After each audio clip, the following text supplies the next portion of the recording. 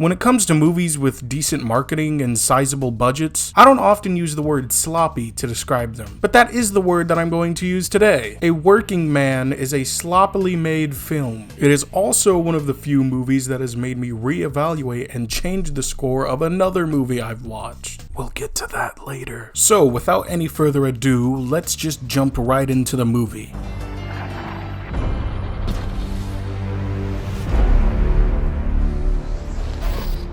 Okay, not even a minute into the actual movie and this is already so dumb. This has to be some of the most try-hard cool guy shit I've ever seen. Oh shit, it's me in the war and I gotta save my boys and there's a bunch of crazy stuff happening. Whoa, look at that. Oh my gosh. It reminds me of old cutscenes from Black Ops 2.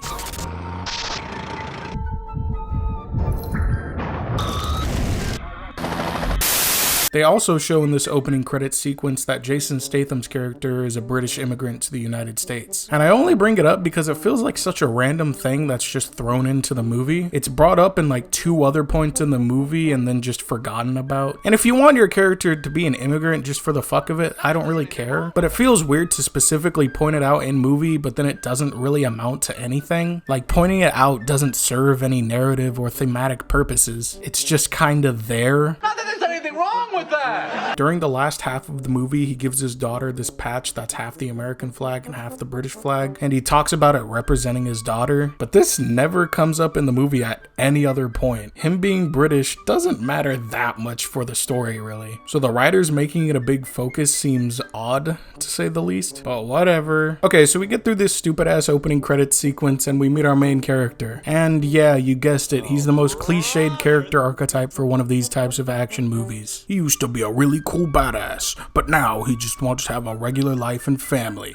But something or someone pulls him back in. Oh, there's a big surprise! That's an incredible... I think I'm gonna have a heart attack and die from that surprise! We also see that this movie has a real hard-on for blue-collar work, which is fine, I guess. It just kind of threw me off when I got to this scene. Oh yeah, hard-working men working and building stuff. Oh yeah. Like, okay, I get it. He's a working man. I understand. So yeah, he works at this construction company and he's really good friends with this Mexican family that owns it. Although it doesn't really seem it. All their scenes together are really awkward. Like in this one scene, there's just a full minute of them doing all these weird, awkward laughs / smiles to each other. Why? Because apparently I am the only person in the family who can do the vendor accounting. Oh, excuse me. Hey, I guess we're evil parents, babe, huh? Because we make her work a couple hours. What? Today is a total shit show. I know. You scheduled 3 things at once. She's not wrong. Yeah, This is what I need for tonight. That's insane. What is it? Is that for your wedding or something? Or? No, it's for tonight. What a story, Mark. So after seeing his riveting chemistry with this Mexican family, we get to see his cool badass skills. Ooh.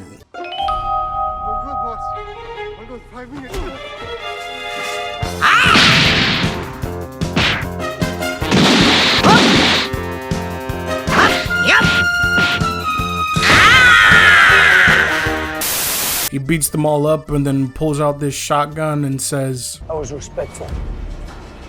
You weren't. oh my god, he's so cool, wow. Yeah. We also meet Jason Statham's daughter and father-in-law. And the father-in-law is all like, oh, you're too dangerous. I don't want you to come near, blah, blah, blah. And he sees Jason Statham's getting annoyed and he's like, you want to strike me? Which was weird, very odd line. Oh, I know. You want to strike me. You know you look stupid as fuck, right? Also, another cliche thing in these types of action movies is that he just has to be the goodest guy ever. Like, he cares about his daughter so much and he's so worried and he's like, oh, I gotta get my daughter back. Whoa. Like, wow, what a good guy. He cares about his daughter so much. These throwing parties when I join my visitation time. Staring at me laughing. He's baiting you, hoping you throw a punch. It gets worse. They're requesting supervised visits and a reduction in visitation from 2 hours a week to 1 hour every 2. They don't want to let him see his family? Me don't like that. Me want to see me family. No! By the way, spoiler alert, this whole thing with his daughter and getting custody of her, that never pays off. It's never addressed. There's no real resolution to it. So it's only here to just make you like him, I guess. What a waste of time. Also, when we first meet his daughter and father-in-law, why are they playing this weird-ass Harry Potter music?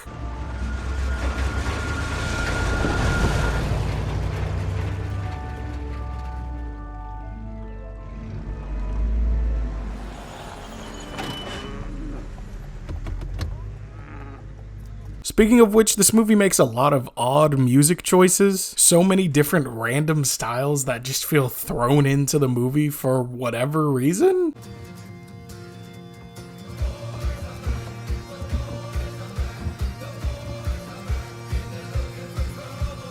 Another one.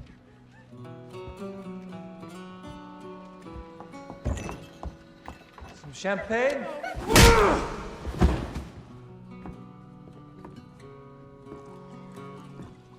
Another one.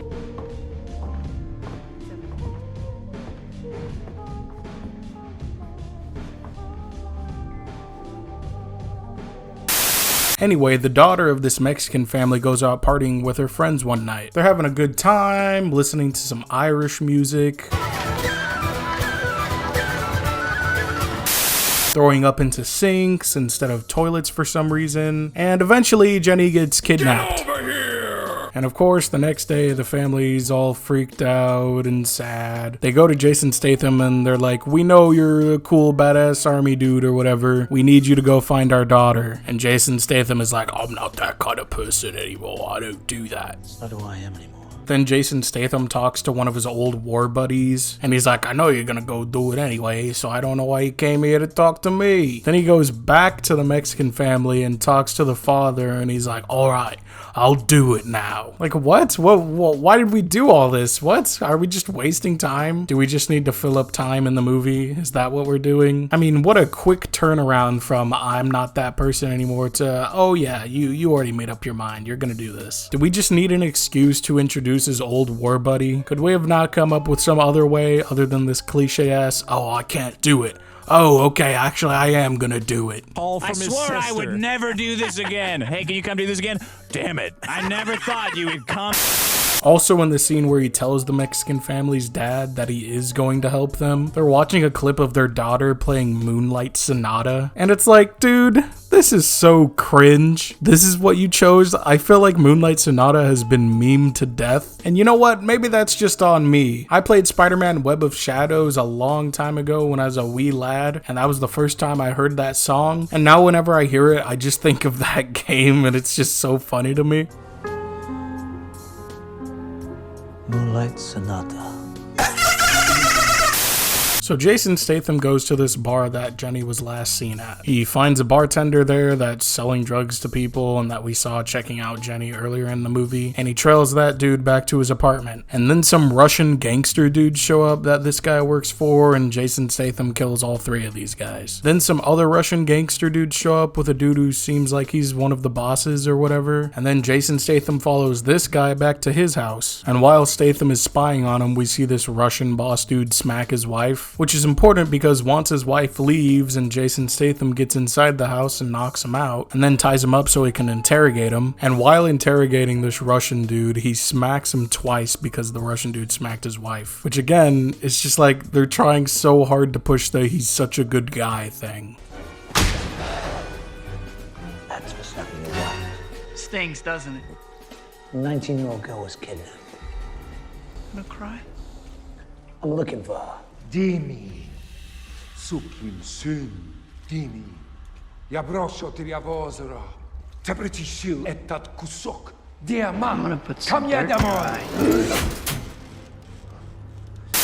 Statham tells the Russian boss dude that he's looking for Jenny, and then the Russian dude starts speaking in Russian about some dude named Dimi, but he's not really giving any other information, so Jason Statham's like, fuck it.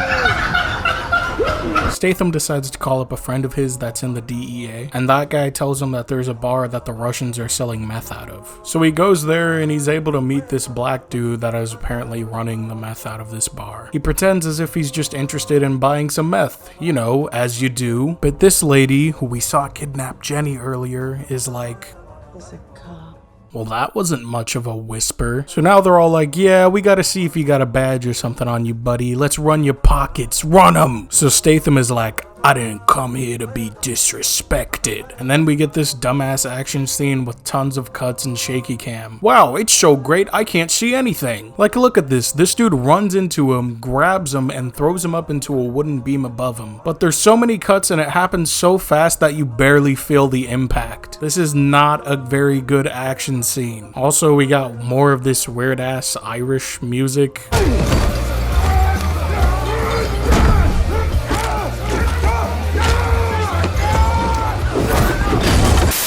Even though earlier we were getting like country music because this is some weird ass country bar. So it doesn't even fit with the music that you were just playing a second ago. I don't know what it is with them in this weird Irish or Scottish music, whatever.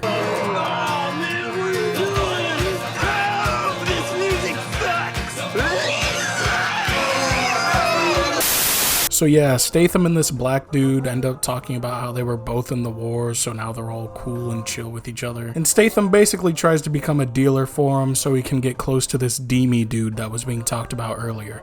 Look at those bricks. You ain't a cop. You're a working man. He said it! He said it! No way! No way! No way! No fucking way! No fucking... Later, he goes to a diner and gets a burner phone from this black dude's associates, and then he gives them some money at... Wait a minute.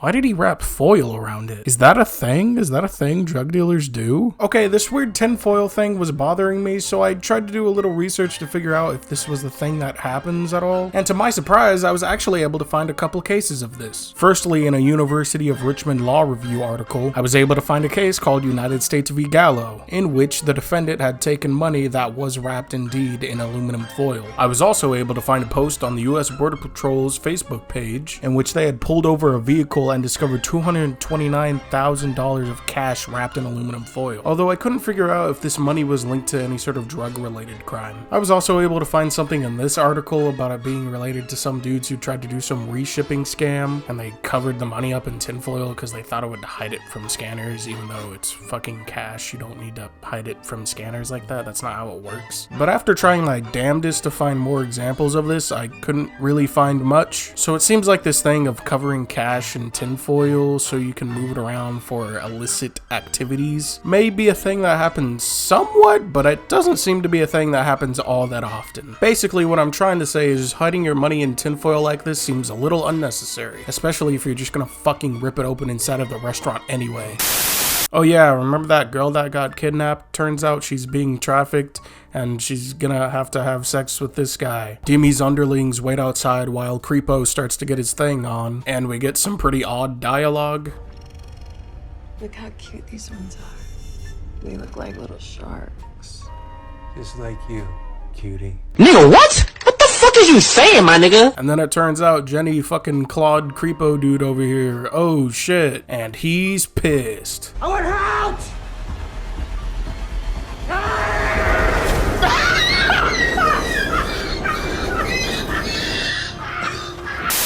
Wow, what great sound editing choices. It's like the fucking Hell's Kitchen sound effect. Statham gets a call from this black dude that he was meeting with earlier, and the black dude sets up a meeting with himself, Jason Statham, and who we find out to be Demi. Jason Statham goes to this meeting, gets checked for guns, sits down, and... You gotta turn your phone off.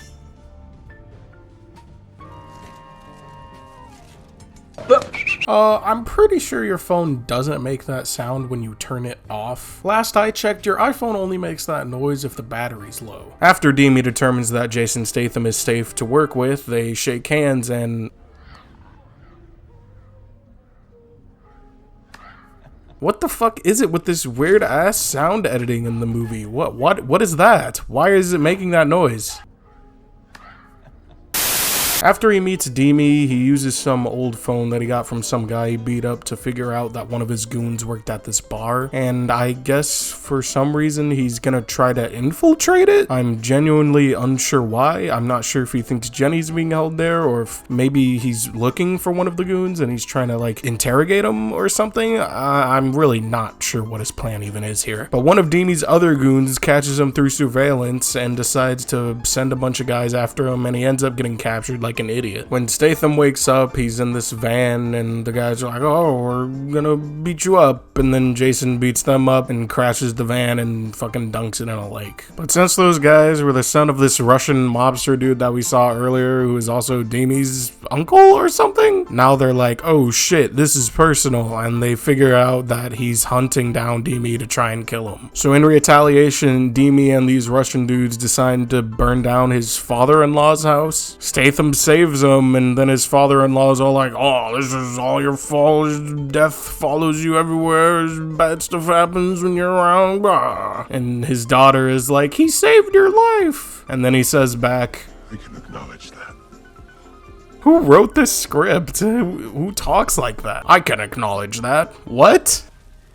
He could have left you in there, Grandpa. He saved your life.